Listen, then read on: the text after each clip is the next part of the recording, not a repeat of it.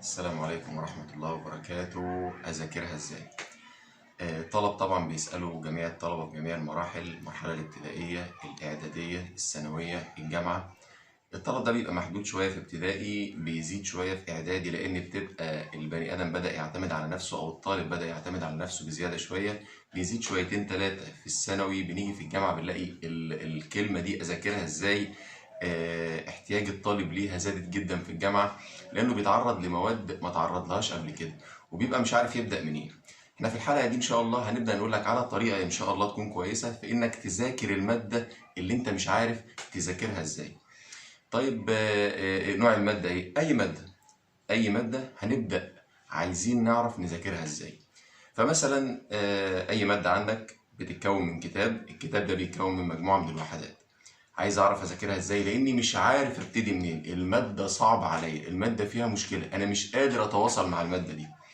هقول لك هتمسك الوحده الاولى في الماده دي في الكتاب الخاص بالماده دي، وتبدا ان انت تقراه قراءه اوليه. يعني ايه قراءه اوليه؟ قراءه جرايد. ايوه، ازاي يعني قرايه بلا هدف، لمجرد القرايه. لمجرد القرايه، يعني ما ركزش في اي كلمه، لا ما تركزش. ما حاولش ان انا افهم يعني لا ما تفهمش، اقراها بس كده وخلاص. طب وبعدين؟ خلاص انت خلصت الوحده الاولى، النهارده ما تفتحش الماده دي تاني. طب وبعدين؟ بكره بقى هنمسك نفس الوحده اللي احنا بدأنا فيها ونقراها كمان مره، بس بنحاول نفهم الوحده دي بتتكلم عن ايه. هبدأ افهم الكلام، هبدأ القط شويه معلومات. طيب قريتها بس كده؟ بس كده النهارده، احنا مش عايزين حاجه تانية. طب وبعدين؟ بكره بقى انت كده ايه؟ قريت قرايه اوليه من غير فهم ولا اي حاجه. تاني يوم قريت قرايه وحاولت تفهم. تالت يوم هنبدا نقرا ونبدا نلخص اللي احنا فهمناه. طب ازاي؟ الوحده دي بتتكون من مجموعه باراجرافات او مجموعه عناوين. فلتكن الماده دي ماده علوم مثلا يعني بتتكلم مثلا عن الذرات وطرق ارتباطها مع بعض. في رابطه ايونيه، ده عنوان وتحته الشرح. في رابطة تساهمية، ده عنوان وتحته الشرح. في رابطة هيدروجينية، وهكذا.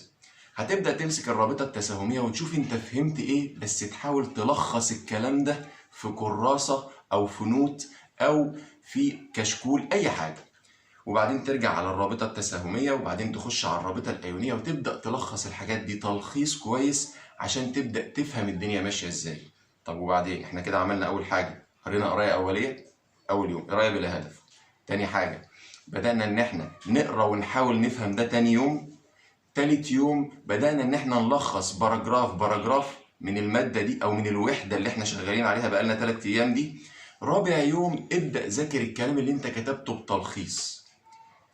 ابدأ ذاكره واقراه واهتم بيه كويس واعرف كل حاجة فيه.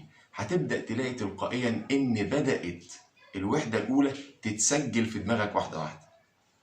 وبعدين تخش على الوحدة التانية وتعمل فيها نفس اللي انت عملته في الوحدة الأولى والوحدة التالتة والوحدة الرابعة. طبعا انت مش بيقابلك كل المواد صعبة، يعني مش كل المواد اللي هتقابلك في حياتك هتبقى ايه؟ صعبة. هي في مادة واحدة بس أو مادتين بيبقى فيهم المشكلة كلها ولكن بقية المواد بتبقى ما فيهاش أي مشكلة. ده بالنسبة للمواد الصعبة اللي بتواجهك فيها مشاكل لما تيجي إن أنت تذاكرها.